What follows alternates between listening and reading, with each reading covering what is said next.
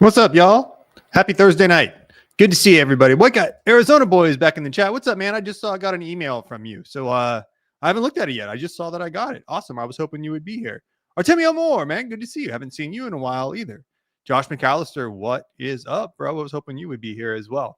We are going to be talking about Victorio's War. I've spent probably like the last 2 days doing the outline and the script, which I have not finished yet, but it's going to be a good script, good show. We're going to talk about the totality of Victorio's War in a 30,000 foot view, or from a 30,000 foot view.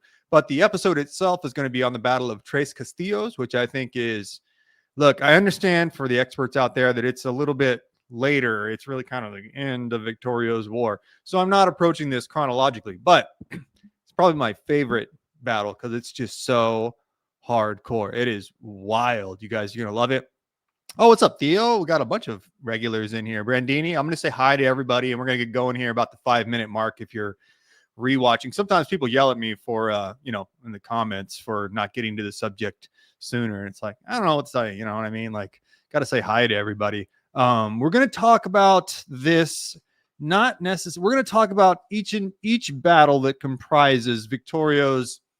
I would think of it more as a campaign. It's in a literal sense a war, but it's this, extensive campaign that Victorio wages against basically everybody on either side of the U.S.-Mexico border.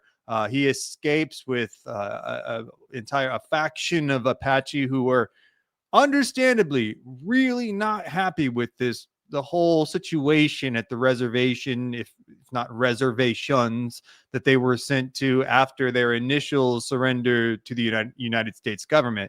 So this is after the Bascom affair. The Bascom affair that we've done episodes on kind of kicked the Apache wars off.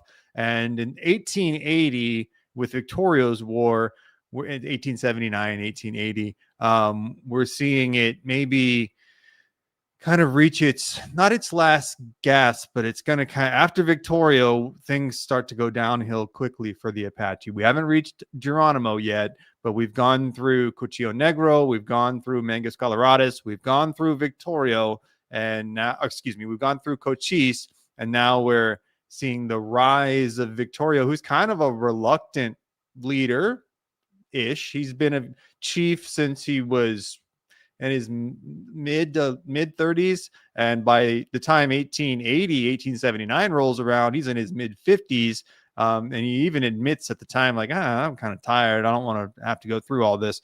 But boy, does he go through it. He just has I think it's safe to call it a reign of terror. Now, certainly it's the Apache trying to keep themselves alive through this entire span of Victorio's War. They are raiding local farms for livestock, for foodstuffs, for equipment, sometimes weaponry. It's interesting. Sometimes in here they don't raid the weaponry, which indicates I didn't really put this together until the author did. I'll talk about the book that I'm using too, but sometimes they wouldn't take the weapons from after the raid, after the people that they unalived were unalived, because they had better weapons. So they were just like, we're not going to haul this crappy musket or whatever around. So that's an interesting little caveat in there. But safe to say, it's a whole thing, you guys. It is. They go hundreds of miles. They're traveling with women and children. It just reaches a point of desperation by the time they hit Tres Castillos. It's 3 castles. It's these 3 rock formations in the middle of the Chihuahua Desert in central Mexico. They are on their last leg. They are starving. The women and children are starving. There's an interesting point where the warriors meet before the Battle of Tres Castillos, and there's a boy who sneaks into the meeting. He wants to see what the adults are doing, right? And his mom says, "Get out of here. The chiefs are trying to talk." And Victorio says, "Just let him stay here. He's fine." And all the kids know like how bad it is, meaning they know the U.S. Army is tracking them down. At this point, the Mexican Army is tracking them down, and not necessarily regular soldiers acting under regular rule. A lot of these there's some federal army, but a lot of the Mexican forces that are tracking them down by the time they hit Tres Castillos are what they call rural. It's tough for me to say in English, so it's really tough for me to say in Spanish. Rural, rurales, meaning like those from the rural areas, and they are kind of an ad hoc force of militiamen that are kind of held together by, separated by territories. They identify with different territories inside their state, but they're not regularly trained troops. And this all culminates in a huge profit for the regular fighting troops and for their commanding officer, this Mexican colonel who is called back into duty by his brother or his cousin, who is the governor of the territory. His name is Joaquin Terrazos. Joaquin Terrazos. I'm doing my best with these. My Spanish is like not terrible, but it's pretty bad. It's pretty bad. People think I could speak Spanish, but I don't know why. But Joaquin Terrazos. Terrazos. Anyways, he's called back into action, right? And his whole goal is to track the Apache down. And he tracks him down. And by the end of Tres Castillos, all of the Mexican contingent of fighting men and militiamen are scalping all the Apache, and they make thousands of dollars in the money of that time. It would be hundreds of thousands of dollars today, because the Apache didn't just have enemies on the northern side of the border with America. They had an even longer standing enmity with the Mexicans on the southern side of the border. They actually got along pretty well with the Americans. They even let the American forces pass through their territory. I was going to say, there's a word that YouTube will kind of flag me on, uncontested, something that rhymes with that. But they didn't bother them because they're like, you're going south to take out the Mexicans, so much the better for us, right? But after the Treaty of Hidalgo is signed in 1848, things start to kind of heat up, because then Manifest Destiny, the notion that America could and should expand ever westward from Atlantic to Pacific, is really taking hold with the American collective psyche and populace. And so that just caused these further expansions west, cause more and more clashes from the 1850s on, but they really kind of get going after the Civil War. They kind of during the early stages of the Civil War. But from then on, it is a contentious relationship between the Americans and the Apaches. But the contentious relationship between the Mexicans and the Apaches had gone on for literally centuries. They had a contentious relationship with the Spanish. The Spanish kind of erred more towards the Pueblo people, and they just kind of knew of the Apache. They knew them. They would trade with them sometimes, but they were just like, man, those guys cause us a lot of trouble. By this time, the Apache had been driven southwest out of large parts of West and Central Texas by the Comanche. The Comanche came down and drove them out by the 1600s. Really, in large part, they were really kind of driven out. So they had found a new homeland in Arizona, New Mexico, and then northern Mexico.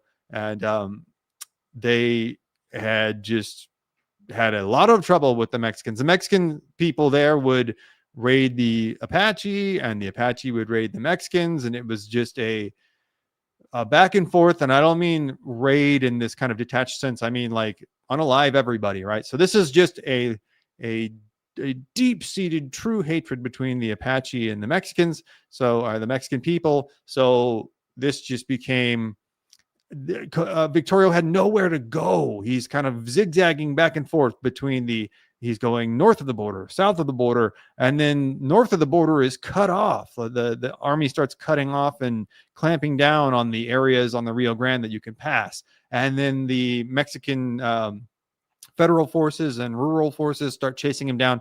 So he's just sandwiched between these two powers that all want him dead. And it kind of culminates in a very Greek tragedy kind of end. And it's just a fascinating story. But we're going to talk about the totality of Victorio's war. So I'm going to go through the outline I've got. This is not necessarily in the order that the script will take place. I'm going to caveat it with that. But it'll give us a good understanding of what we're looking at. Let me look at the chat real quick. Maximus, what's up, man? Josh McAllister. Jake Skywalker, what's up, dude? Blood Meridian, Brandini. Everyone tells me to read it. I haven't read it yet. It's on my list. I'm going to read it. I've been told to read Blood Meridian by Cormac McCarthy dozens of times by now. Josh McAllister says Terrazas was the premier Indian fighter in northern Mexico at the time. Yeah, I'll make that point. Terrazas wasn't just a random guy. He was a former Mexican colonel who had retired, but he was known as like the guy. And that meant in large part, he was a scalp hunter. There were bounties on Apache scalps. You could make really good money bringing in Apache scalps, and the pay was scaled by like a warrior scalp would get you the most. Let's say I'm throwing out general figures here, but let's say a warrior scalp would be 100 and a female scalp would be 50 and a younger person's scalp would be say 25, right? Just for general terms. But that was like kind of a whole black market industry because the Mexican government and the Mexican people of northern Mexico specifically wanted the Apache gone writ large, wholesale.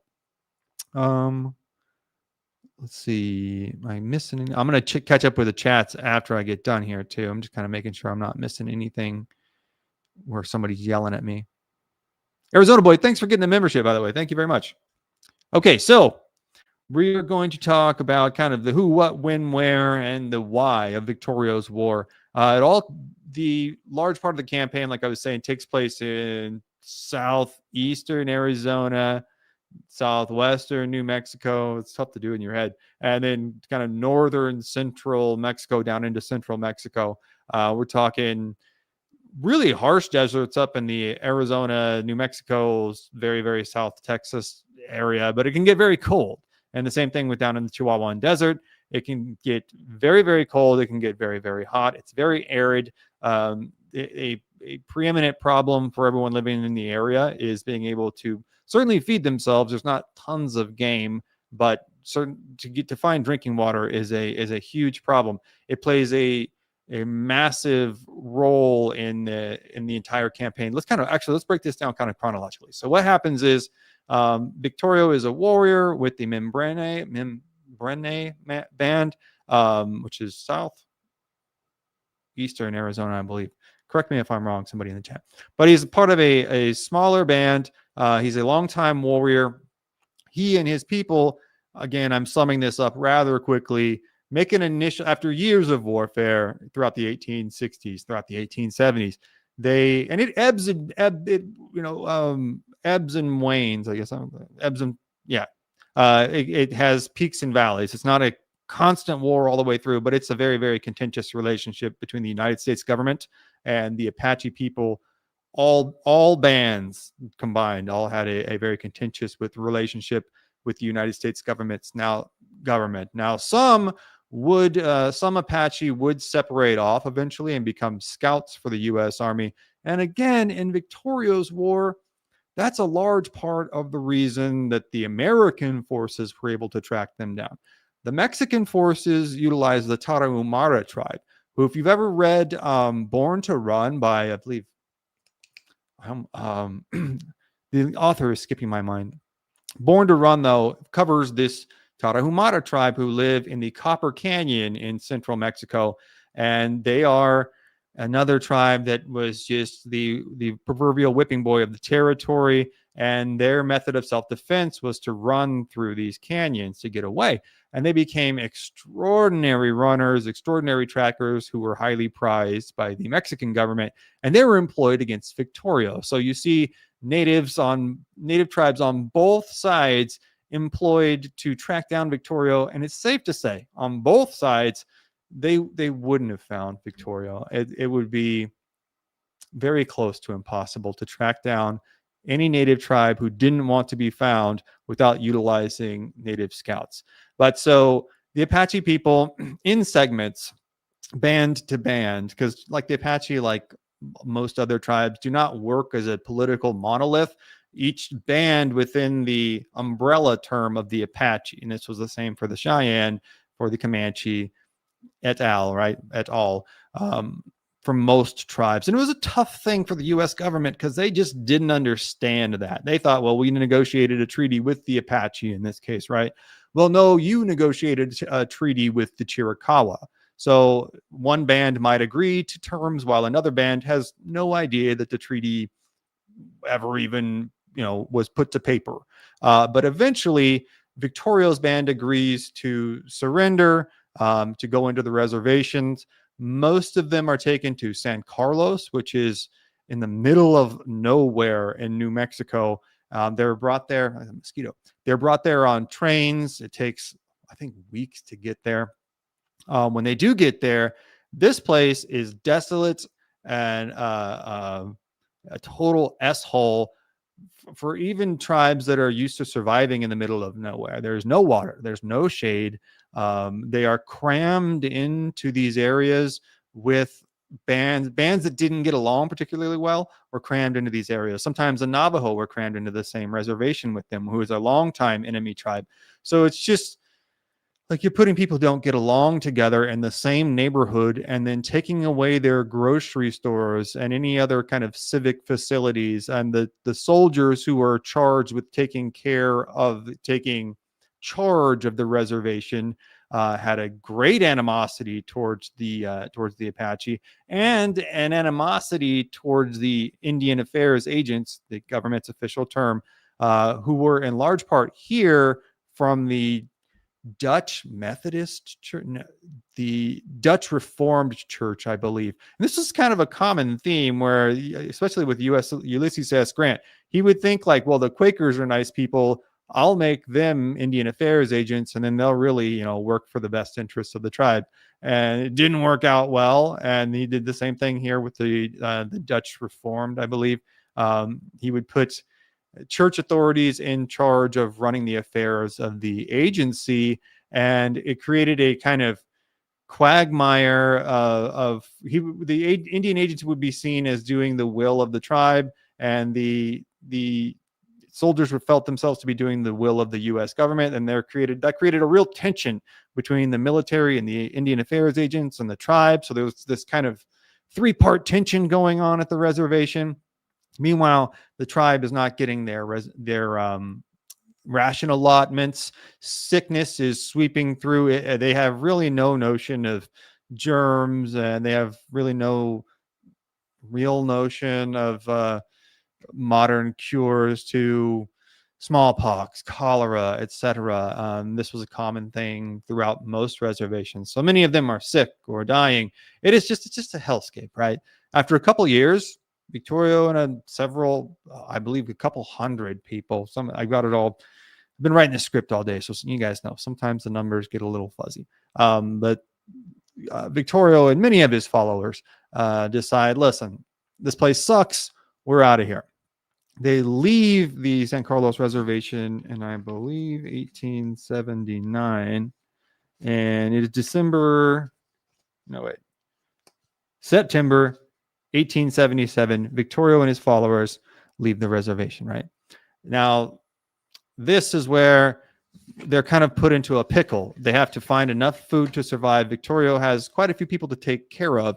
He's the chief, so he's not only in charge of like this band of warriors. Everybody's brought their families. Everybody's got their wives and wives and kids, and they have a finite supply of not only weapons and ammunition, but food. And they have to move. They know where the water supplies are, but they don't really know where they're going. So they're just kind of going like from water supply to water supply, which makes their route kind of predictable for the army who's going to track them. So Cochise, again, makes this kind of effort to zigzag back and forth across the Rio Grande River. And as they go, they are plugging up every water hole that they'll use a water hole. Everyone will kind of drink their fill, and then they'll toss a bunch of rocks and dirt in it, or they'll toss a dead animal in it. There's an account of coyote. They would throw a coyote in there, which are just rife with disease. They're gross. So they would do everything that they could to contaminate a water supply and make it useless for anybody trailing them.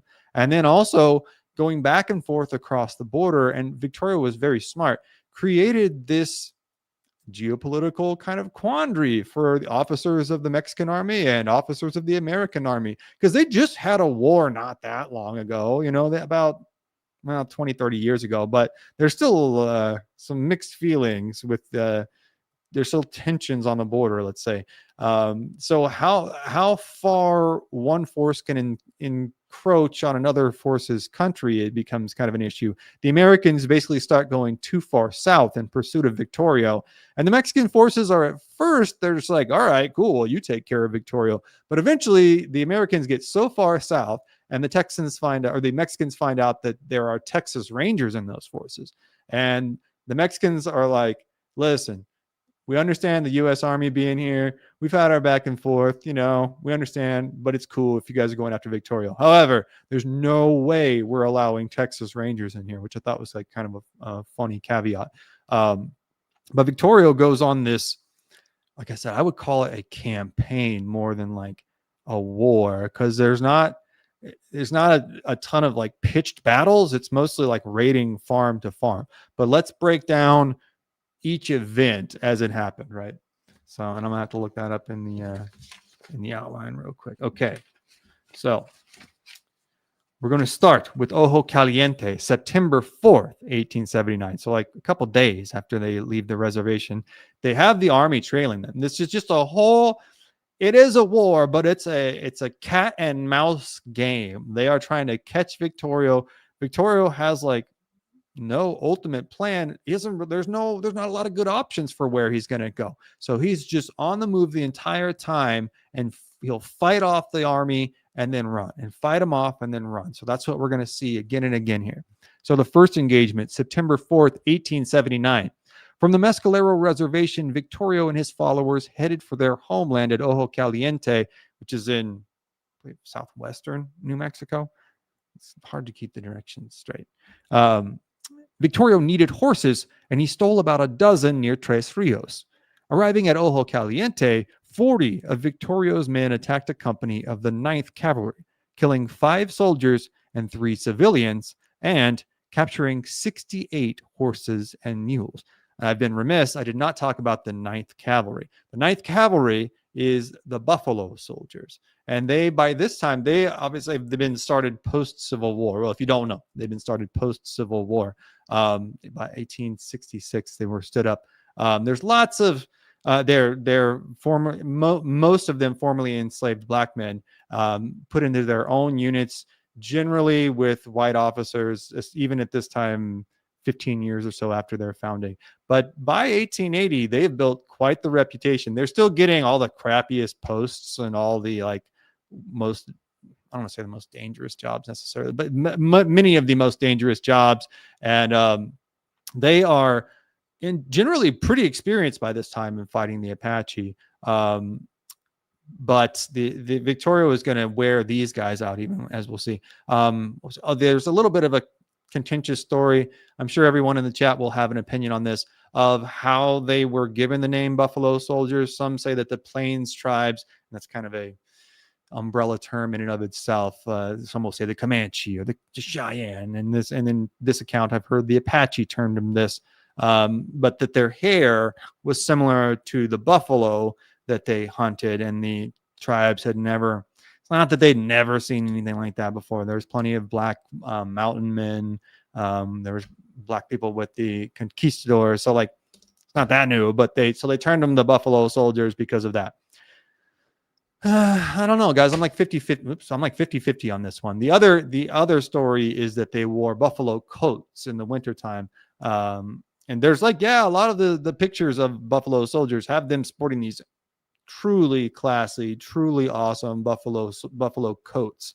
Let me know in the chat though what you think. I'm 50-50 on the origin of the name. However, they are a formidable force. They are a rapid cavalry force. We've talked about his name is escaping me now. Pompey Factor, John Ward, and I'm forgetting the name of the third Buffalo Soldier who was with them. But an inordinate amount of medals of honor have been awarded to the Buffalo Soldiers. We did an episode on Pompey Factor. Go check it out. But they are a formidable light cavalry force, especially by this time in the late 1870s, early 1880s, and they are a contingent of soldiers with something to prove. So they were trying to work their way up the ladder of social opinion, I guess we could say. They were often overlooked for promotions. Like I said, they were relegated to many of the worst posts, but yeah, they were just like fighting dudes. They were down to go, right? So they are the largely the American contingent in this, right? And like I said, the Mexican contingent is Federales and Rurales. I don't know, guys. You know, Rurales. Okay, it's the best we're going to get tonight. But so yes, we've engaged the Buffalo Soldiers September 4th. We're moving on September. I don't even know if YouTube's going to flag me on this. September 11th. Okay, we're moving on to September 11th, 1879. Victorio, this is at McKeever's Ranch. Victorio ambushed an armed group of civilian volunteers searching for him. The Apaches killed 10 armed civilians near McKeever's Ranch and stole livestock from ranches in the area. Also, killed a family living nearby at Halarosa Creek.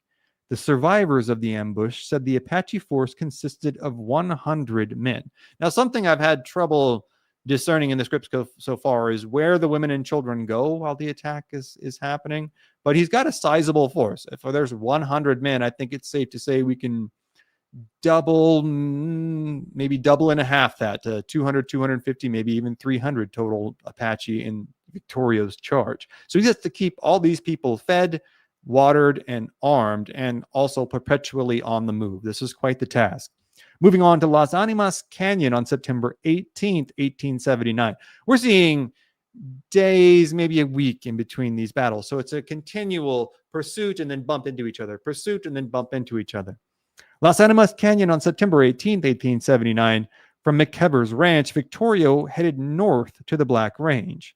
4 companies, more than 100 men of the 9th Cavalry, found Victorio's trail and were lured into Animas Canyon. Victorio and 115 men ambushed the soldiers from heights above the canyon, pinned the soldiers down for the remainder of the day, and a fight carried on. Late in the afternoon, First Sergeant John Denny and another soldier, while under fire, carried Private A. Freeland to safety across 400 yards of open ground. Lieutenant Day also rescued a soldier while under fire. I didn't get to cover that part in the script, and it's pretty wild. Like 3 medals of honor were awarded at Las Animas alone. The cavalry was able to withdraw after dark, leaving much of its camp near. Let's try one more time. We're going to get it, guys. The cavalry was able to withdraw after dark, leaving much of its camp gear to be captured by the Apache. 5 or 6 soldiers and 2 or 3 Navajo scouts were reported to be killed. Also, they're employing Apache scouts, but they're also employing Navajo scouts who are more than happy to track down the Apache. They do not like the Apache. They do not just making a joke, but they don't like the Apache at all. They're super happy to track them down. This is like the Tonkawa tracking down the Comanche. Some of the tribes are so psyched, like they can't imagine that they're going to get paid at all to track down their worst enemies. So it's a thing you see repeatedly in the history of the Old West. 2 or 3 Navajo scouts were reported killed, although a cemetery at the site of the battle has at least 32 graves, which I thought was a little weird. We're underreporting the fatalities by a lot. The canyon where the battle took place is called Massacre Canyon. Guys, there's like a ton of massacre canyons in the Old West, so keep that in mind. And nearby is a flat called Victorio Park. Lieutenant Day received the Medal of Honor for his action 11 years later, meaning it took 11 years for him to get the Medal of Honor. And First Sergeant John Denny received his Medal of Honor.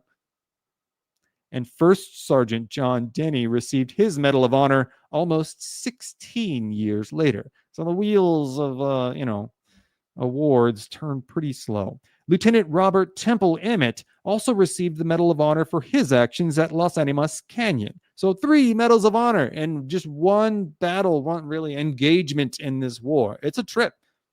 It's brutal stuff. And this is all in the middle of nowhere. Like, I don't know, just when you piece these things together, it makes such an intense picture in the mind. I'm going to really try to open this script with a really close quarters, hand-to-hand fight. And it just really gets worse from there. Cuchillo Negro, which means black knife. on September 29th and 30th, 1879. A 2-day running fight in which 200 soldiers of the 9th Cavalry and 36 Indian scouts attempted to find and defeat Victorio in the northern Black Range. 2 soldiers were killed, and Victorio suffered what was probably his first casualties of the war. So he's gone.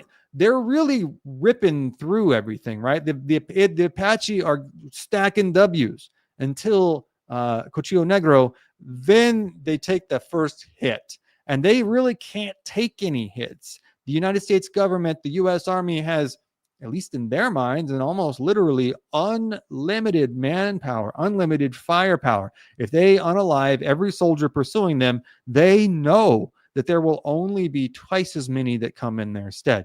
There's no real discernible way to end this. And Victorio knows this. And after this loss, it really starts to weigh on him. They think that maybe there's just some divine providence that's keeping them going. After Victorio suffers these first losses, there starts to be some doubt that creeps in. And things, by and large, get worse from here. Onto the Guzman's Mountains, 2 weeks later, roughly, October 27th and 28th, 1879. Victorio crossed the border into Mexico and was followed by Major Morrow and 81 men of the 9th Cavalry and Charles B. Gatewood's Apache scouts. So we see Apache and Navajo scouts. Morrow attempted to dislodge Victorio from the mountains, but gave up because of the lack of water and exhaustion. The official death toll was 1 soldier, and Gatewood recalled several. But Gatewood recalled several soldiers and 1 Apache scout killed. It's kind of like truckers, padding their, or like, cutting their hours a little bit. It seems like the Army officers did that, where they're just like, yeah, I don't know, it was like 10 people killed, and it turns out there was like 50. But, 19th century. I would probably take advantage of that too, to be honest with you. Candelaria Mountains, Mexico, November 9th, 1879. An armed force of 18 Mexican civilians searching for Victorio was ambushed and killed. A relief force of 35 men sent out looking for the missing men was also ambushed, with 15 killed. Victorio did not bother to collect the antique arms of the dead Mexicans, indicating that he had sufficient and even better arms. This battle stimulated cooperation between the U.S. and Mexico to hunt down Victorio. After these battles, Victorio moved through northern Mexico, raiding and accumulating supplies. Efforts by the government of Mexico to find and defeat him were unsuccessful. So it's basically the U.S. government and the Mexican government saying, yo, we can't handle this dude. We can't do it. We don't know what to do. It's really embarrassing for both of them. So now they're just like, okay, listen, you scratch my back, I'll scratch yours. And you're going to see there's a little bit of a copacetic relationship, but it's very nervous. It keeps being like, well, we can't let the Americans too far down here because we're going to look bad. And the Americans are like, well, we can't let the Mexican government help us too much because we're going to look bad. And the whole time they're just going, why the hell can't we catch Victorio? Why does he keep popping up and smashing us? Hold on. Check this out, guys. I meant to put this up too. This, in case you don't know, is the dude we're talking about. Okay. We'll leave that up there. Pretty cool looking dude. There's an account from one of his contemporaries.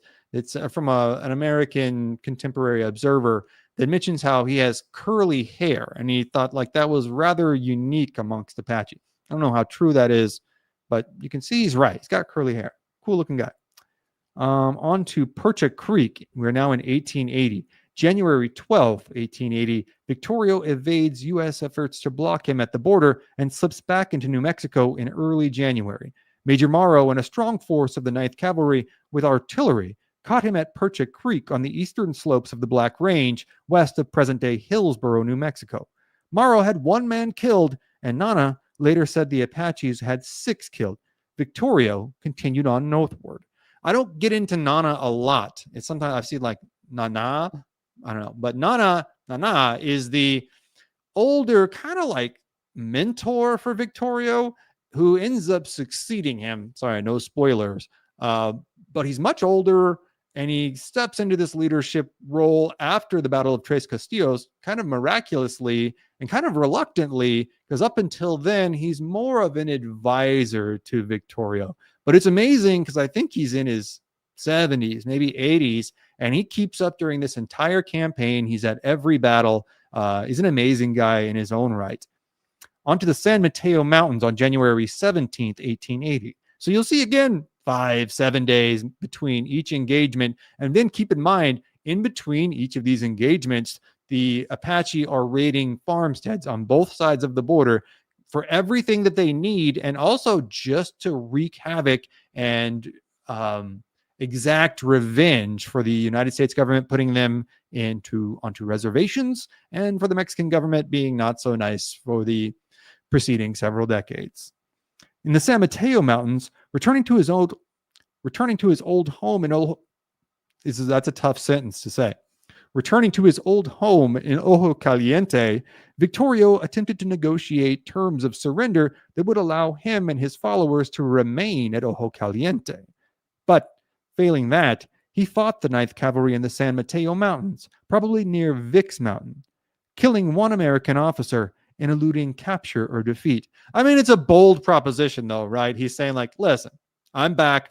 How about we call it even, and you just let me go back to my old spot, right? It's bold. But you don't ask, you don't get, right? So I really kind of admired that. He comes back. He's like, listen, we'll call it all square. You just give me what I want. I'll stay here. I won't bother you. You don't bother me. Of course, the government says no, but it was worth a shot. You got to respect that. Onto the Caballo Mountains on January 30th, 1880. Captain Rucker and a 9th Cavalry contingent crossed the Rio Grande River, and approximately 1 mile east of the river, the Apache lured him into an ambush. The army had several horses killed and 1 soldier wounded before they were able to withdraw.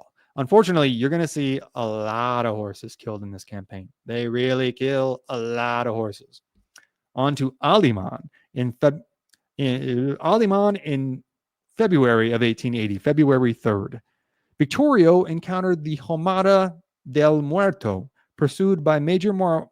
I guess that's a mountain range. Not sure about that one.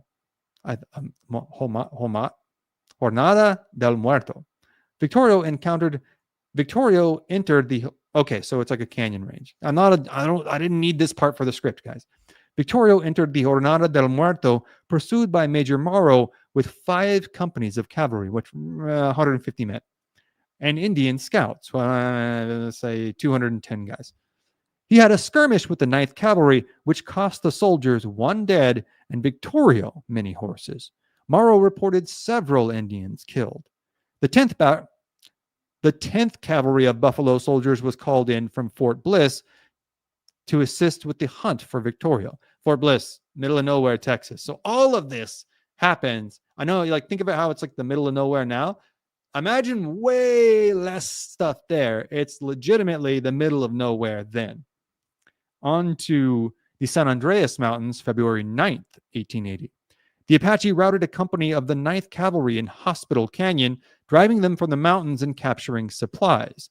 Major Morrow and much of the 9th Cavalry retired from the field, exhausted and short of horses after chasing Victorio for the previous month.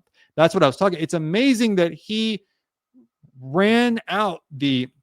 flagged out the Buffalo soldiers. That's like taking a championship fighter into the 12th round. It's like maybe almost like taking a championship fighter into the 11th round and getting a stoppage with 1 second left on the clock. Let me know, if you're a boxing fan, what you think about the Usyk and Rico fight this past weekend. I have my thoughts. I think they're rather nuanced, but I digress.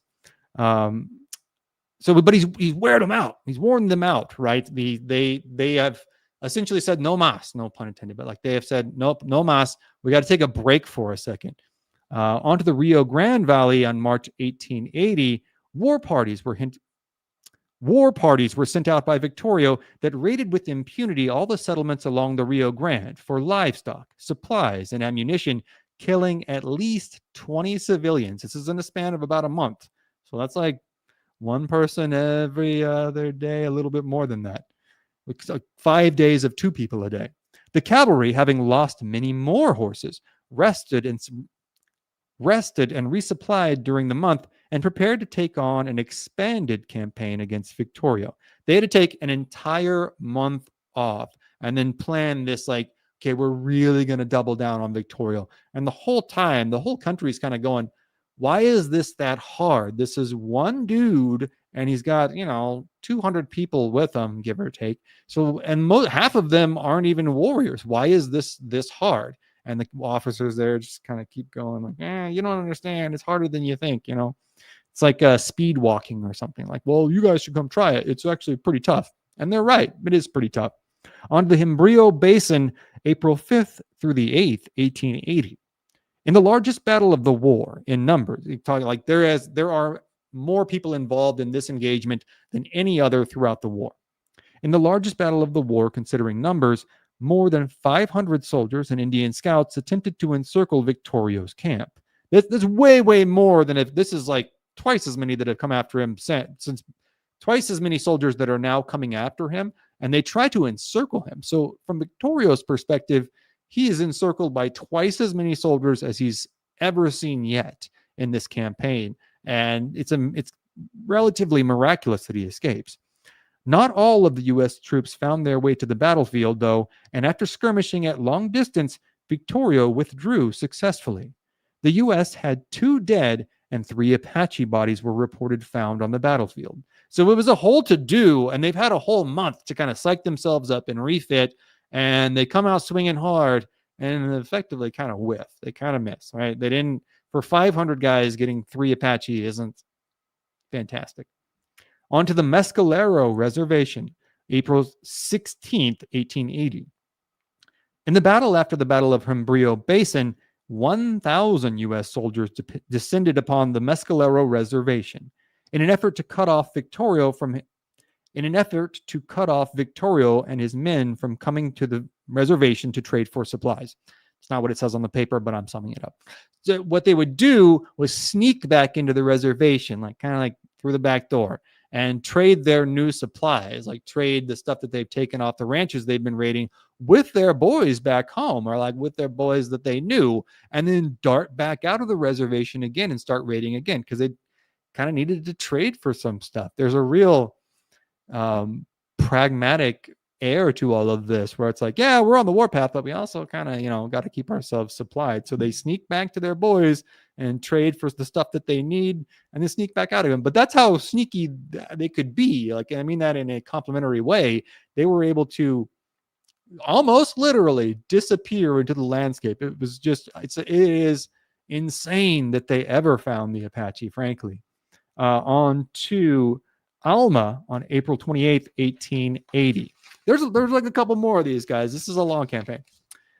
Victorio's forces were divided into several war bands, and Victorio raged through the rugged mountains of Mongolan, killing a reported 41 civilians, including the Alma massacre. That's a lot of civilians. Like, we see these numbers pop up, but like, think about these losses that are starting to pile up. They've killed a couple hundred people by this point. Several soldiers, many civilians. This is becoming a huge issue for the Mexican and the American government.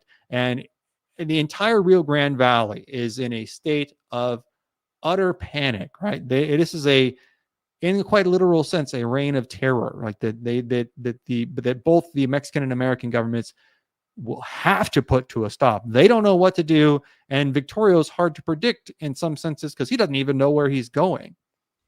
On to Fort Tularosa on May 14th, 1880. In the Battle of Fort Tularosa, about 100 Apaches attacked the makeshift fort defended by 25 soldiers of the 9th Cavalry. Local residents of Aragon, New Mexico, also took refuge in the fort. Nobody was hurt among the defenders, and they claimed to have inflicted several casualties on Victorio's Apaches. So again, they take a hit. They are used to being undefeated, and you'll see this kind of ebb and wane, right, where they build their confidence again up, but any losses are devastating to them. So now they start to pile up some more losses themselves. On to Palomas Creek on May 24th, 1880, a force of approximately 60 Apache scouts headed by Chief of Scouts Henry K. Parker, the white officer who's placed in charge of the scouts. It's an 1880s thing. Don't come at me. They surrounded and surprised Victorio and a large number of his followers. They killed about 30 men, women, and children before running out of ammunition and withdrawing. Victorio was wounded. This was the first major defeat for Victorio, and it was accomplished by Apache scouts rather than soldiers. So essentially friendly fire, right? Like these are the Apache themselves wreaking not these losses are inflicted by their fellow tribesmen, who they view as kind of like having sold out. After this defeat, Victorio divided his followers into several groups and fled towards Mexico. So again, south. In Deming, New Mexico, I've been there, guys. Whoa, there's nothing there. No offense, all right, it's beautiful country, but I'm just saying, like, I was there in a snowstorm. There was nothing there.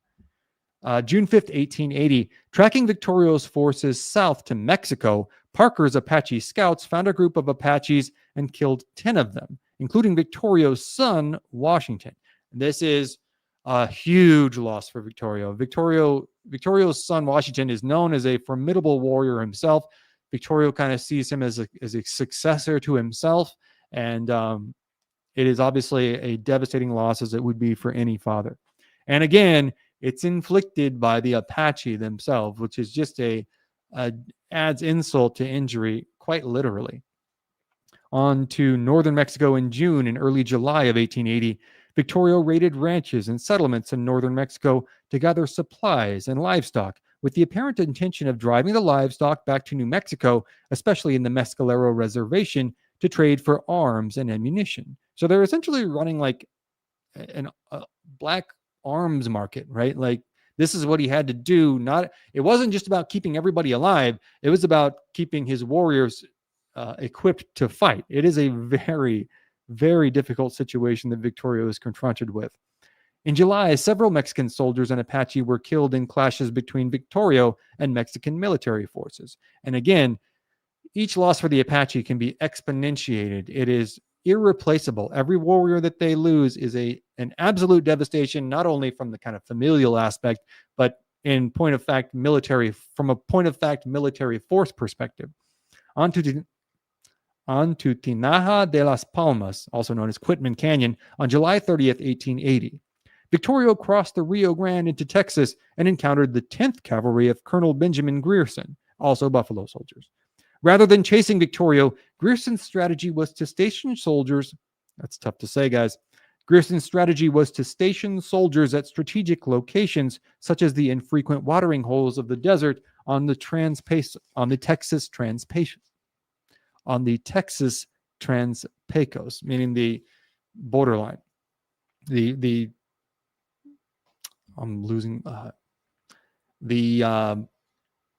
border between Mexico and America.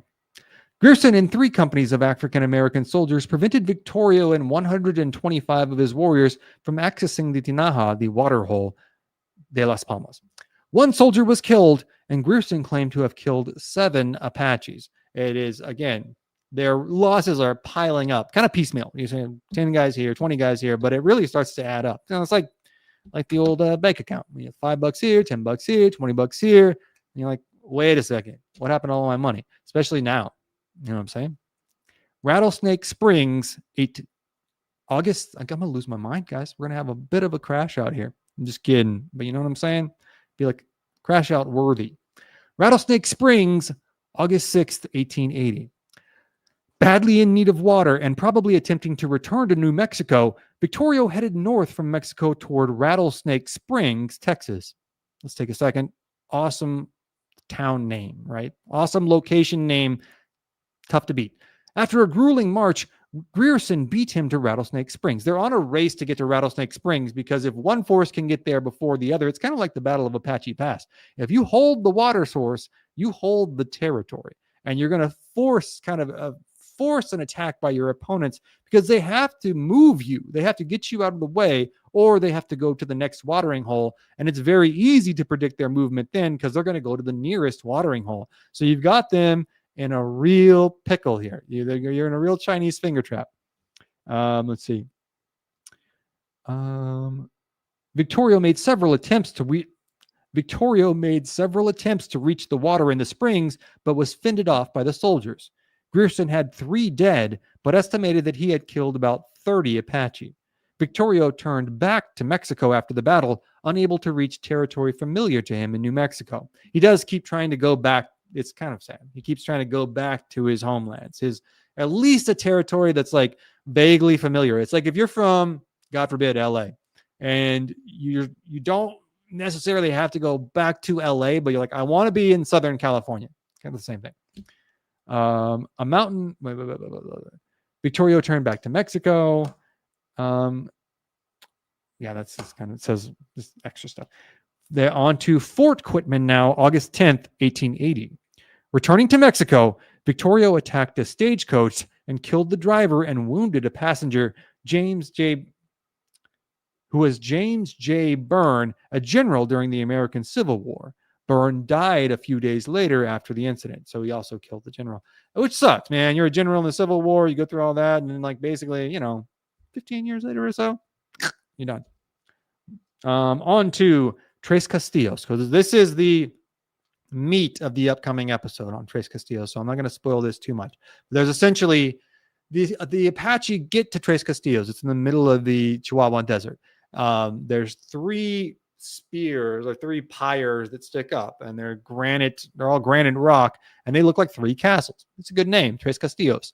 They get there and they think that they've kind of outran the Mexican forces are now pursuing them. They've called off the American forces. They said, A, you're too far down here, you're too far south. B, you've got Texas Rangers. We don't like it. You're going back up north of the border. We'll handle it from here. So Joaquin Terrazos, who is a bit of an enigmatic, idiosyncratic guy himself, he's hard to find a lot of information on. There is a statue of him in his hometown, but he was very tall, at least 6 foot plus, right? Tall and kind of powerfully built guy. A little skinny, but think like a middleweight boxer, kind of like, let's say 6'1", 160. So like kind of skinny, but not terribly, and not just like my vocabulary always fails me around 11 p.m. Not gaunt, right? Anyways, he loves cigarettes, cigarillos. He's smoking them all the time. That's kind of his thing. And also his other thing is to have 4 white horses with him all the time. He's got to have these 4 white horses so that he's easy to recognize on the battlefield. When I read that, I was like, well, aren't you just the guy who's way taller than everybody? Can't you just look for the tall guy? But I think he just wants to add to the gimmick, which I respect. So he's always got 4 horses with him. He's leading a combination force of federales and rurales who are catching up to Victorio faster than he realizes. And their whole idea is to ambush them and harvest as many scalps as they can. This is a geopolitical effort, but in large parts a financial effort too, because Joaquin Terrazos is like I said earlier, a famous scalp hunter, and he's not just doing this out of the goodness of his heart, right? They're tracking down the Apache, while they're getting closer and closer, following their Tarahumara scouts, who are a big part of this story as well. The Apache take a break essentially at the foot of Tres Castillos. They kind of fan out. It doesn't get as hot here as you would think, especially in the fall. I looked it up.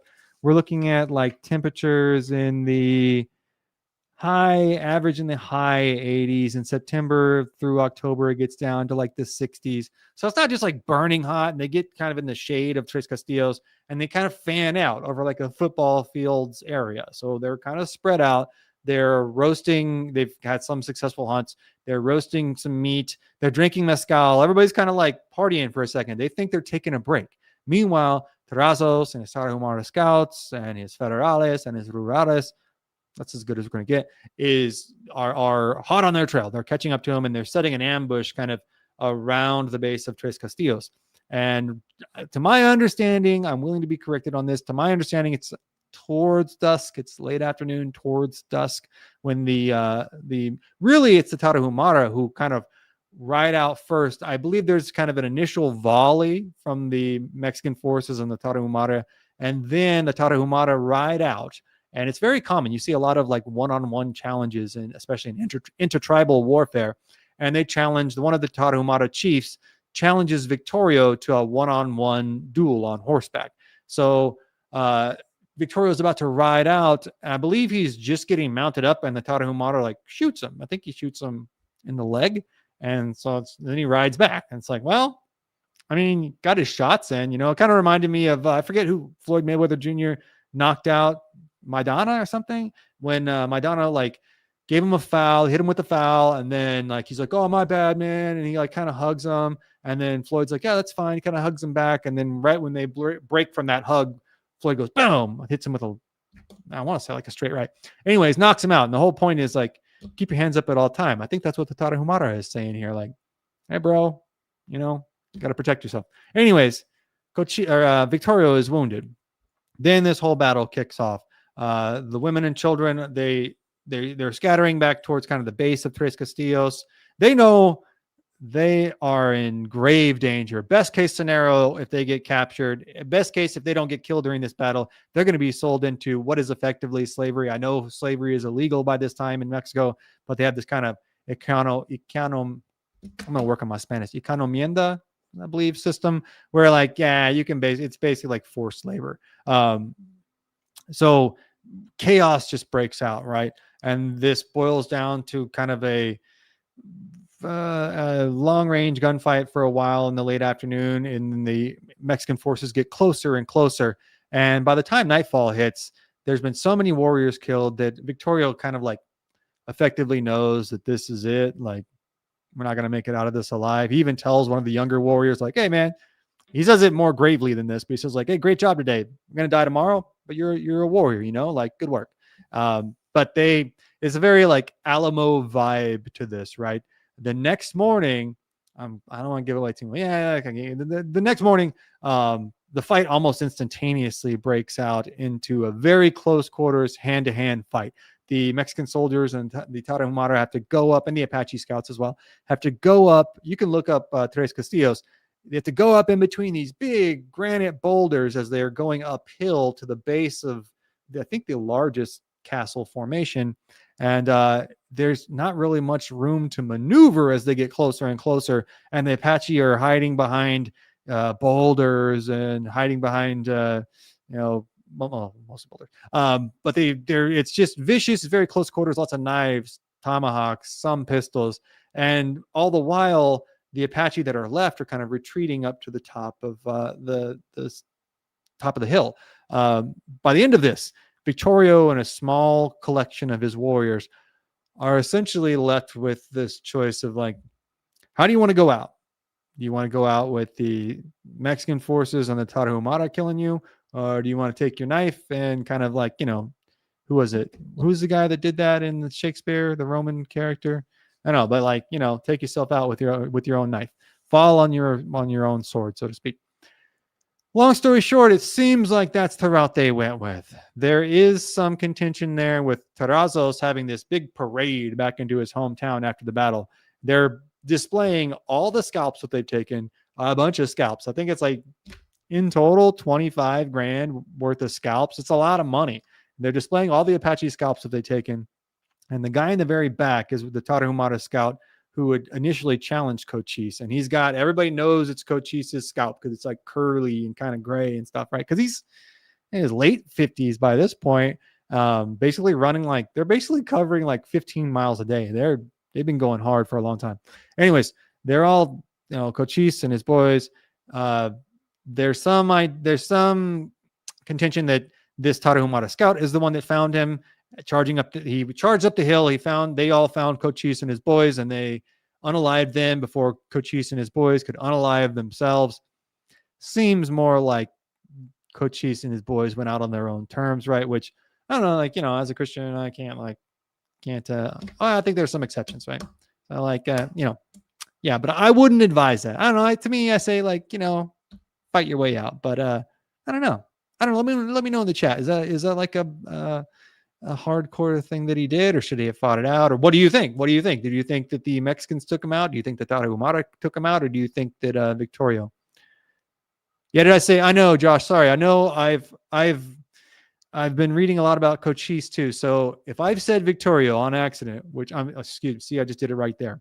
If I said Cochise on accident, which I'm sure that I have in this entire diatribe, excuse me. I beg your heartiest of forgiveness, because I meant Victorio. But whenever I did that, my bad. I'm not surprised that I did that, though I've put forth my best efforts not to do that. Let's see. Is there anything else I want to sum up here? So really, yeah, let me know in the chat, who do you think actually killed Cochise? I just did it right there, dude. See, I've been writing all day though. Okay, give me a break. It's not like I just stumbled onto this. I've been working all day. The old noggin's a little tired. Uh, who do you think killed Victorio? Um, and then, oh yeah, I'm gonna sum it up here. To get the whole story, you're gonna watch the episode. You're gonna love the episode. Trust me, this is an intense one.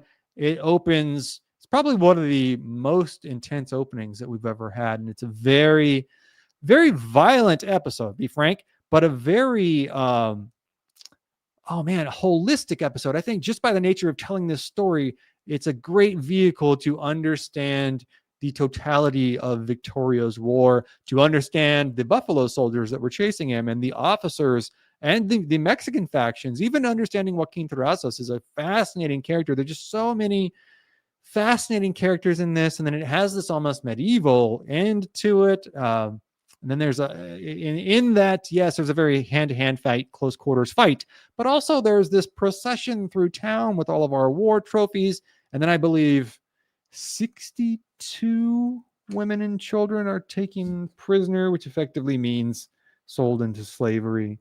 I have that number written down. However, succeeding Victorio is going, I said that right. Okay. Succeeding Victorio is going to be Nana or Nana, who kind of steps into this de facto position of leadership, is one of the few that escapes, manages to lead the people. Those that are taken prisoner, amongst the women that are taken prisoner, one of them, I believe it's Victorio's mother-in-law, either way, makes an escape all the way from central Mexico back to their homelands in southern New Mexico, which is a whole amazing story in and of its own. Then you will see after this, this is kind of where Geronimo really comes into his own. So we'll see that whole era. I just think Victorio is a particularly interesting character. Nana even makes the case throughout the, at some point during the whole of this campaign, he tells Victorio that, like, listen, I knew Mangus Coloradas, I knew Cochillo Negro, I knew Cochise, and you have been confronted with a harder problem than all of them combined in how to save your people and where you're going to take them. And it was just a real unenviable conundrum that Cochise was faced with. And I think he's a complex character. A lot of the things that he did during that campaign and prior to that campaign as an Apache warrior, we would find not only objectionable, but I think objectively horrifying. It would be quantified as terrorism today, as if terrorism is violence for the propagation of political means. I mean, that's what it was, just speaking frankly, and not to say that that didn't occur on both sides of the Apache wars. But he was also someone who put his people's needs first, who did his absolute best, like literally fought till his last breath for his people's freedom, for at least their ability to live in peace in their own lands and what he thought was a peaceable deal. He wasn't an absolutist. He didn't really believe that the white people needed to be driven from his lands wholesale. He was willing to kind of make what he thought were reasonable concessions. He did not necessarily fight for his position of power. He was, in short story, kind of thrust into it because of his experience and his intangible qualities. And in a lot of respects, he was one of the last Apache chiefs to put his own people's needs first. So it's a dicey statement, but I mean, Geronimo in a lot of respects was kind of out for his own revenge. It was, it incidentally sought to further the well-being of his people, but man, Victorio is kind of the last among the Apache chiefs, in my view, or to my current knowledge, that was truly selfless to the best of his abilities. So it's an interesting juxtaposition, as it is with many Old West figures, as it is with many historical figures, of seeing the capability for horrific violence and then you know, truly rare capacity for self-sacrifice, and also leadership and delegation and negotiation. It was a brilliant guy at that, and what he was able to pull off to evade not only the U.S. Army but the Mexican Army for so long is miraculous. I think, by and large, I think that's a good overview of the upcoming episode, um, which will be specifically on the Battle of Tres Castillos. All right. Any questions in the chat? Anything you want to talk about? I'm going to hang out for another like half an hour because I got to finish this script and I got an appointment in the morning. I'm sure we got lots of opinions on this. And let me know who you think ended up unaliving Victorio. Victorio was a special leader. He fought for a long time and he fought hard. Yes, couldn't agree more. No wonder they wanted that scalp. Yes, Victorio was a wanted man, dude. What is the is that who does that song? The gig is up. Finally. Is that Styx or Kansas? Peaches was a White Mountain Apache married to a Chiricahua woman. I've only read just a little bit about Peaches. I will read more. Usually, if the warriors were stopping to fight, it was because enemies were getting too close to the women and kids, so they were fighting and screening, and they were stalling actions to give the women and kids time to get away safely. Yeah, I thought it was interesting. That's true, but in what is this book? The Apache Wars by Paul Andrew Hutton. I always have him on audiobook. He talks about the very ill elderly women and children being left on the trail if they could not keep up, because the overall priority was to look out for the total well-being of the tribe, right? So I thought that was, I mean, you can't say that they were in the wrong necessarily, but that's tough. Let's see. Oh, we got a lot of chats. Okay. Not Dutch Reform. Are you sure at San Carlos though? Because I looked into that. I thought the book that I was reading was mistaken. I thought, oh no, that was the Quakers that were sent down there. And I looked into it, and they were very like adamant that it was the Dutch Reform. Ulysses S. Grant was naive when it came to people that he employed. Yeah, he was pretty naive with just thinking, well, Quakers are nice people. They can take care of this. They'll smooth things out. It almost did the opposite. Let's see. We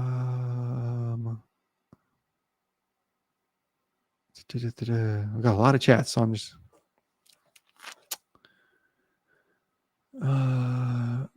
Nana was a bad little dude. He was like 5 feet tall. Oh, I didn't know he was that small. Okay, wow. What's up, Space Cowboy? Also, I didn't get into talking about Victorio's sister. What is her name? Loza, I believe, who was a miraculous lady herself. Like she's 20 years younger than did I say Cochise again? Sorry, guys. I'm going to get it right during the episode. That's all that matters. Victorio's sister was kind of like a G.I. Jane character. Like she could do everything. She was regarded as, at least in Victorio's account and some other contemporary accounts, is just as good of a warrior. Well, not impossible. Great writer and a healer, and kind of a prophet. It seemed they're kind of like back and forth on people's prophetic visions. Like sometimes this person's a prophet, sometimes they're not. I believe I'm trying to keep up with these. So Victorio actually had more than just Chiricahuas, Chehennes, and Mimbres. I think I've got that right. From his band, there were many young Mescalero. Sorry, I didn't cover this. There were many young Mescalero warriors who rode with them. Also, warriors from 3 other Chiricahua bands. And I would add to that one thing in the account that I read, an eyewitness account of the aftermath of Tres Castillos.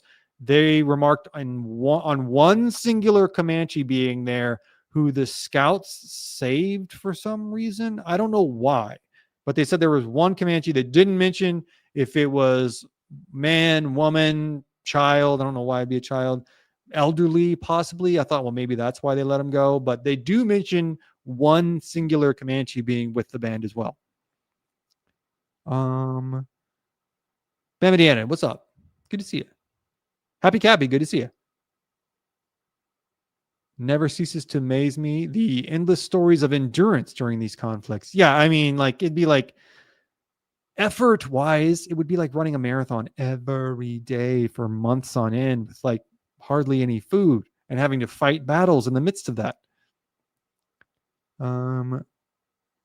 There were, oh, okay, Josh, yeah, you got that. There were allegedly a couple Yaquis and even a couple Comanche. Yeah, I was thinking that too. Probably not a singular Comanche, right? Probably a couple Comanche, but there's one Comanche that survived the battle. And that shows by the 1880s, like the early 1880s, the late 1870s, the animus between the Apache and the Comanche had kind of dissolved. They were like, I believe, really by the mid 1850s, because they were just like, listen, we got to band together and fight the Americans. Let's see. I don't know why, but the live stream is skipping really bad. Maybe try. I haven't had any skipping, so try refreshing on your end, because if it's skipping, I usually get it on my end. And guys, I got we're doing something new tomorrow. Sam is coming back tomorrow. I have the new idea I want to run by you guys before I get out of here. Victorio was a special leader. We got that one. Bamidiana says that's wavy hair, but close enough. I kind of agree. I kind of thought the same thing, but we're only getting this one picture, and compared to other Apache, that is pretty curly. Allegedly, this photo was taken against its will, which is why the sides are fading. Supposedly, he's being held down by soldiers, and he'd been jumped by 5 or 6 troopers and lost his headband. Yeah, he doesn't look real happy to have his picture taken right here. Who was the first Apache conflict? The first Apache, it was the Apache War itself was kind of kicked off by the Bascom Affair, which led into the battle at Apache Pass. Well, no, even that's not really true, because there was problems before that, and then the army ended up killing Mangus Coloradus. I'd say really kicked off like mid 1850s. Let's see. Josh always has great information. He does, yeah. Actually, yeah. You know what? I'll give you guys this new idea, and there's a couple of you I think might want to come on for this. I'm a Tyson Fury fan from the beginning. Yeah, Tyson's a great man. Usyk, the Cossack beast. Yeah, I'm not necessarily against that stoppage, to be honest with you. Like Verhoeven was, I think, winning. I think he was winning on points, but if you've ever, there's one bad shot can paralyze somebody. So when it's time to stop the fight, it's time to stop the fight. And Verhoeven was probably going to get knocked out the next round anyways. And I forget, there's one famous example of a fight being stopped, and everybody said, oh, you can't stop that fight. And the guy ended up with severe brain damage later on. So it's like from other fights, but like, yeah, it was like time to stop the fight. Brandini, at this point, empires have wiped out most of the indigenous peoples on the planet. Hard to argue that. The rest have been enslaved or assimilated. I mean, yeah, there's more slavery right now than there's ever been in the world. Not very sad, but it's like ironic. The reality compared to what most people's perception is. Indian Wildcat, what's up, man? Every special forces unit today across the world uses textbook Apache tactics. Yeah, they study them in war colleges. They are brilliant tacticians, especially in mountain terrain. They even named one of their helicopters Apache. Yeah, they name, I believe, most, if not all, of the helicopters after indigenous tribes. The Kiowa, the Apache, the Huey is the Kiowa. I forget what the Cobra is. Anyways, yes.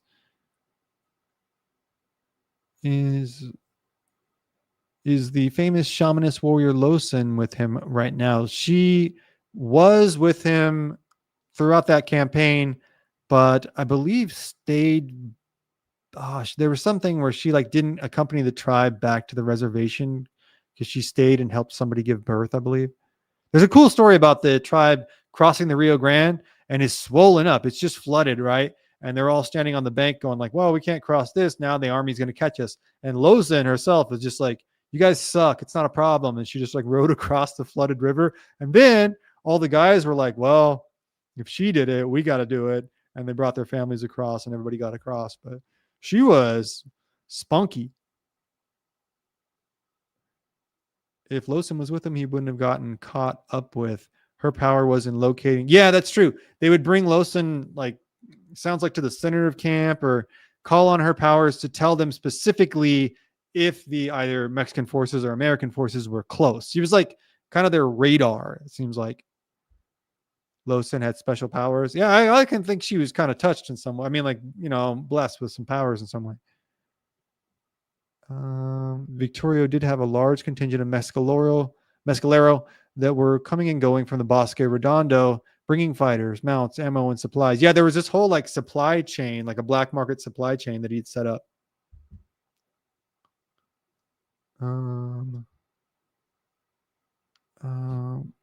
Ojo Caliente was sacred to his band. There's springs there, if I'm not mistaken.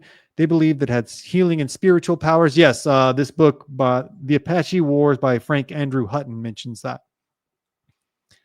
Donald Cerrone? No, I'm not sure. I mean, I'm a fan. Except he rides bulls recreationally. I'm never a fan of somebody doing that. Don't ride bulls recreationally. Don't do it ever. Don't do it. Okay. But don't do it as a hobby. Victorio had sent out Nana, Losen, Fan, Katane, and others in small groups to scout for enemies, but mainly to gather supplies and mounts, ammo in particular. Is that why they weren't at Tres Castillos? I'm still putting this script together. So, but look at this, guys. I wrote this this is just the outline. We're working here.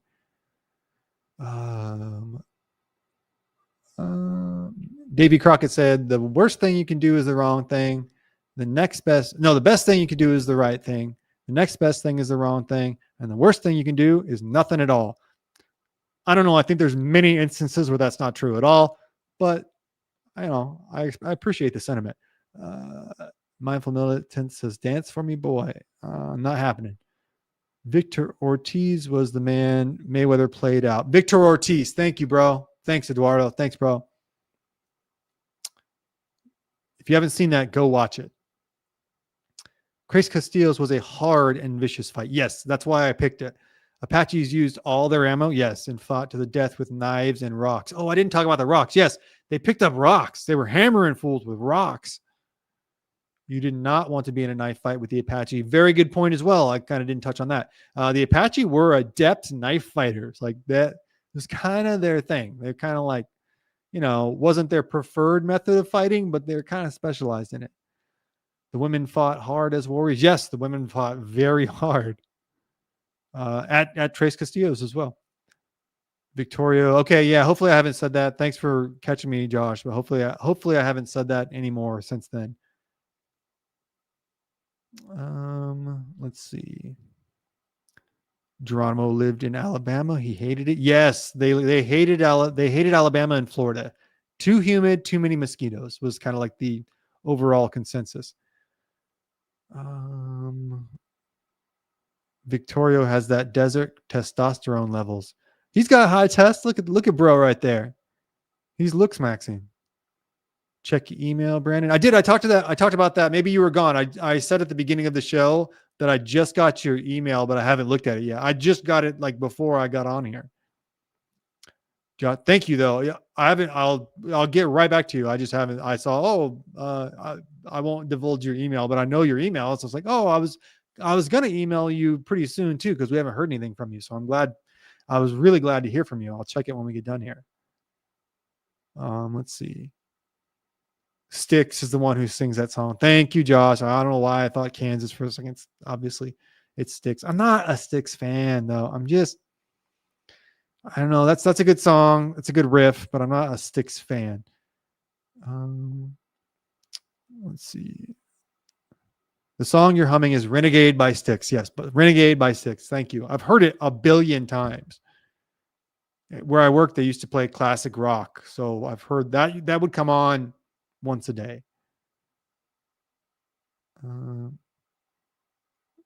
Tell me that wouldn't be cool though. If you had a highlight reel of the Apache crossing the Rio Grande and they're playing Renegade by Styx. Good highlight reel. Good sizzle reel. I'm almost done here. Almost to the bottom. We are got another 10 minutes, guys. I'm not ducking out on you. I got a big script to finish. Oh, and we have a compilation out tomorrow. Should be tomorrow night. Oh, no. It would be Saturday because Sam is coming back tomorrow night. We're going to do kind of like this debate. Debates are big online. I love debates. So what we're going to do, we're going to have this first kind of trial run. We're going to debate who would win, the Mongols versus the Comanche. Then we're going to do like a semi-formal debate, right? Like open, cross-exam. Then we're going to open it up to the chat. We're going to leave the chat open the entire time. We're going to address everybody's questions, everybody's takes, right? It's going to be very interactive. And then at the end of everything, we're going to look at the audience poll. The audience will decide who wins. That person takes home all the super chat money. So there's a goal at the end too. We're playing for keeps. You know what I'm saying? But I think there is something to having debates in history. And eventually I'd like to have like call-ins and we'll go back and forth. But it's going to be like a debate between semi-debate. Well, I got to talk to Sam about this. But eventually I want it to be a debate over topics, right? Who wins, the Mongol or the Comanche? Who wins in a fight? Obviously, Washington versus Lincoln. And we can be one-on-one. We can have 100 on 100. We can have different terrain. We can have different weapons. We can have all kinds of conditions. We can have a rematch where we change the conditions. I can take audience suggestions for matchups. We kind of did something like this when I first started the live stream, but I thought it'd be more fun to make it live and interactive about like, okay, tonight, Abe Lincoln versus George Washington in a no holds barred MMA match, right? So there's striking, submissions, everything, right? So break that down. Then we'll go to the audience poll after the debate. And then you guys decide who the winner is and hit us with your comments. Like, I want to get after it. I want to mix it up a little bit, Make it exciting on Friday nights. Friday fight night. All I know is native honeys and cowgirl honeys are awesome. I don't know what that means, but it sounds right.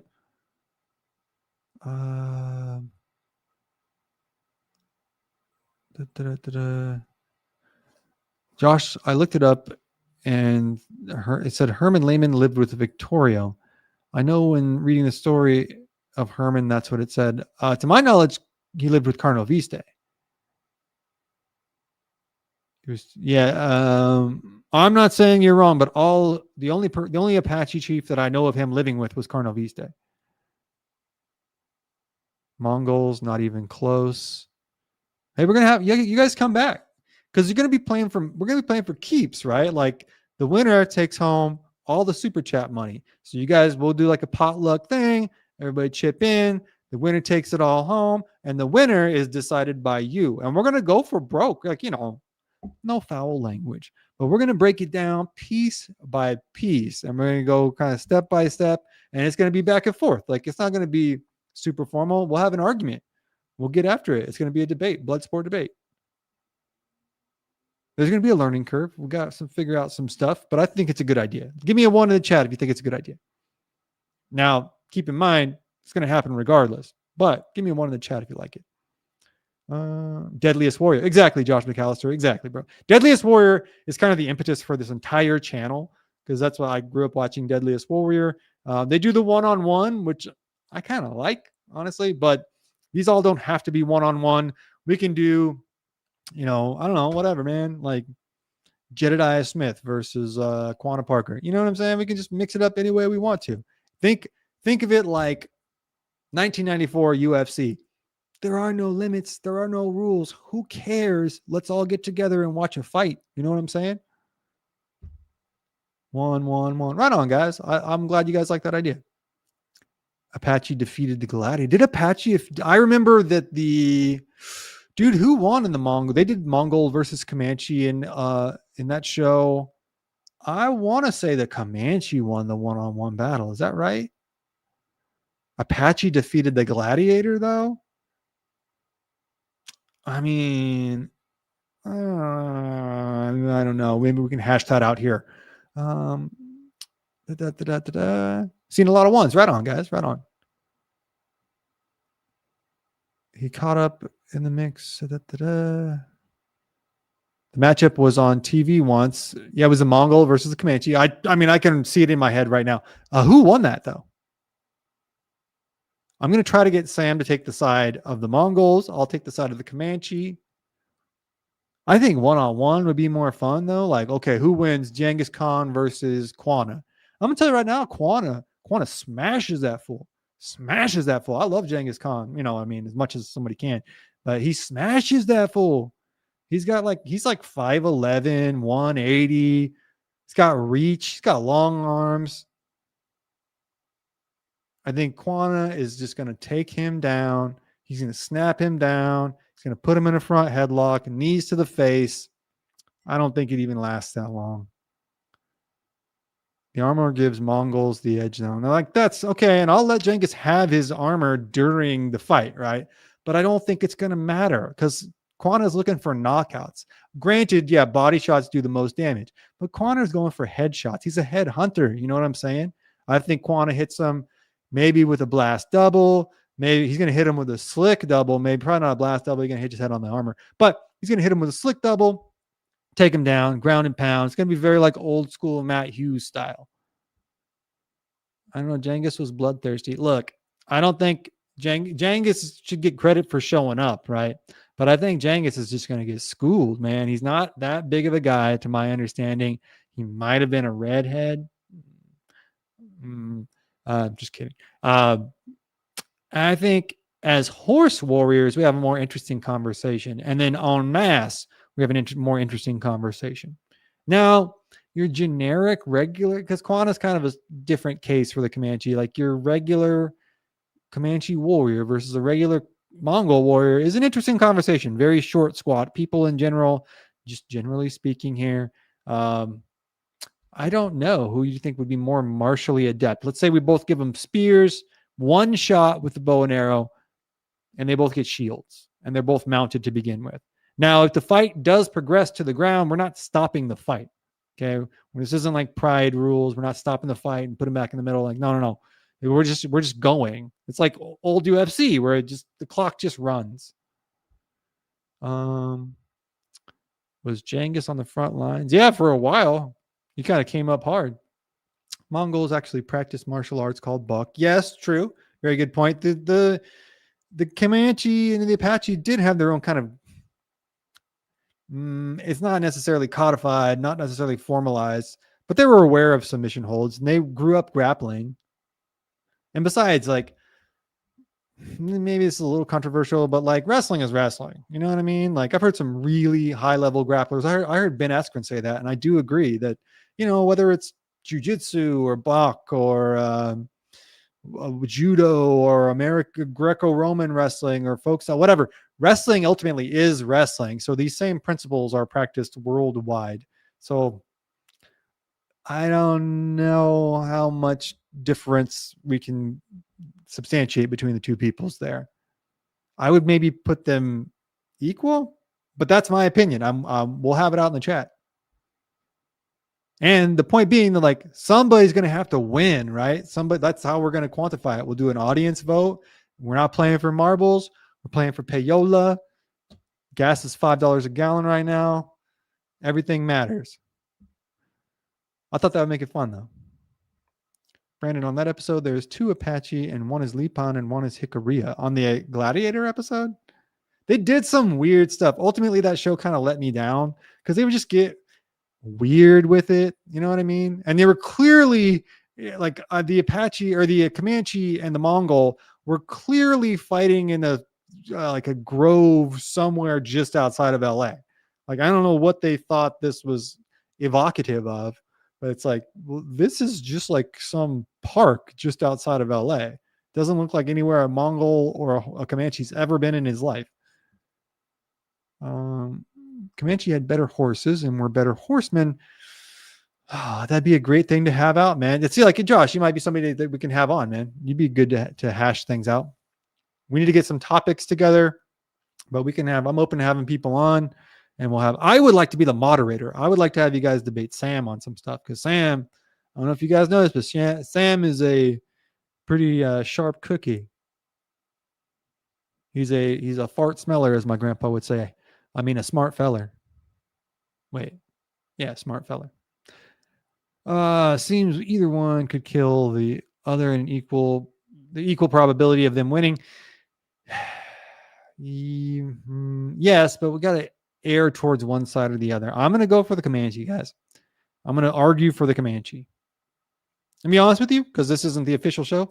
Doesn't even mean that I believe in the Comanche, right? I'm just going to argue for them.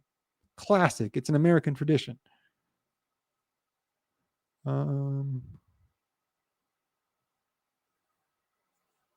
That's fantasy stuff that never happened and never will. Yeah, I mean that's kind of the point, isn't it?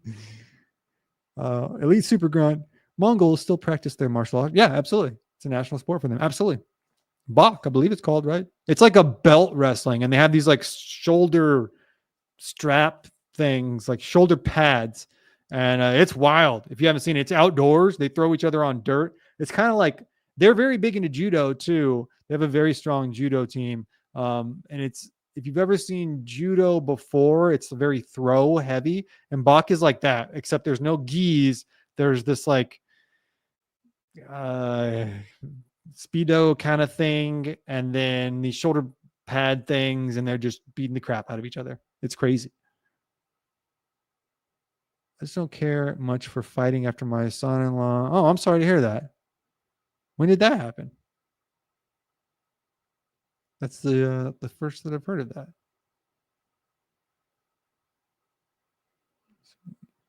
Yeah, let me know when that happened. I'm very sorry to hear that. Keep you in my prayers. That is terrible. Let's see. Comanche had better horses. We got that one. I'm almost to the end. Okay, another 5 minutes. I'm going to skip out of here. Marco Polo was a great show. Yeah, that was a cool show. I did watch a couple episodes of that.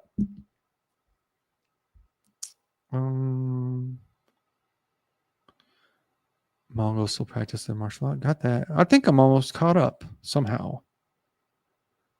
Okay.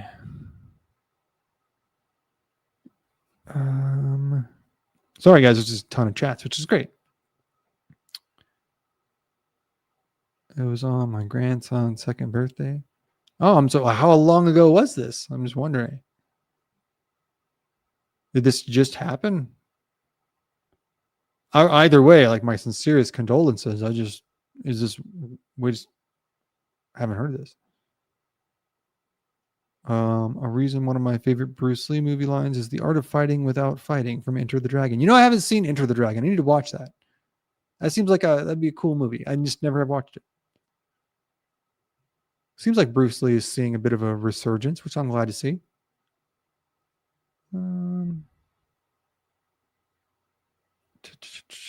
Okay. Don't forget to check your email. Yeah, I will. Absolutely. I'll check it right after I get off here. Let's see. All right. Anything else you guys want me to hit? Another 5 minutes, and I'm going to go finish this script. And I got an appointment in the morning I got to be up for. It's at 10 o'clock, but it's an hour away. So it's all very, very early for me. Anytime you want me to come on here, chat it up. Yeah, man, I want to get I'm down like flat tires on a Cadillac. Thanks, man. Yeah. I want to figure out this kind of format. So I'm going to try it tomorrow. And then my ultimate goal is to be kind of the moderator and have two people argue something out, because I feel like I'd be more comfortable there. I'm used to Bruce Lee's heavy bag workout. It happened 5 years ago. Okay, bam, it happened 5 years ago. His friend was arguing with some guy. My son-in-law tried to break them up. Oh, I'm very sorry to hear. I didn't know about that. I'm very sorry to hear about that.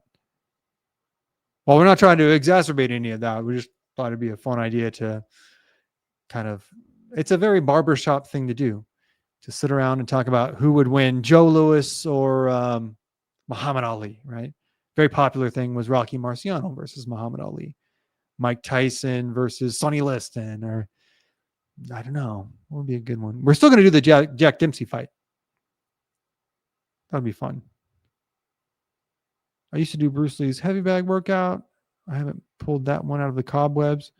If you want a good one, Boss Rutan's shadowboxing workout is on YouTube. That was hard to find back in the 90s, early 2000s. All right, guys, I am going to go grab something to eat, finish up this script. So we'll be back tomorrow. Tomorrow's going to be a 7 p.m. one. So a little bit early, 8 p.m. Eastern, 5 p.m. Pacific. We'll have Sam back on. Then Saturday night, we'll have a compilation out. I believe this one is the Dark History of Colorado. Then we'll have Trace Castillo's. We'll have a couple side stories, daily shorts. So a lot of stuff coming. I'm just keeping the pipeline full.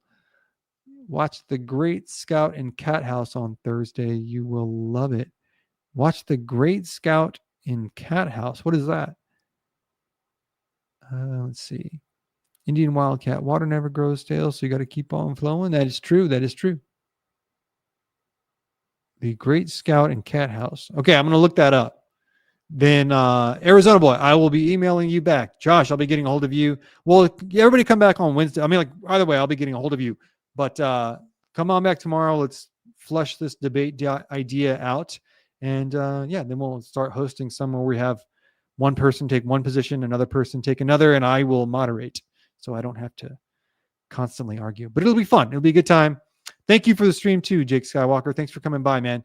Good to see everybody. Y'all have a good night. Take care. We will be back tomorrow. So swing by then. Can't wait to see y'all. And I think that's all I got. So God bless. We'll talk to you soon. Bye.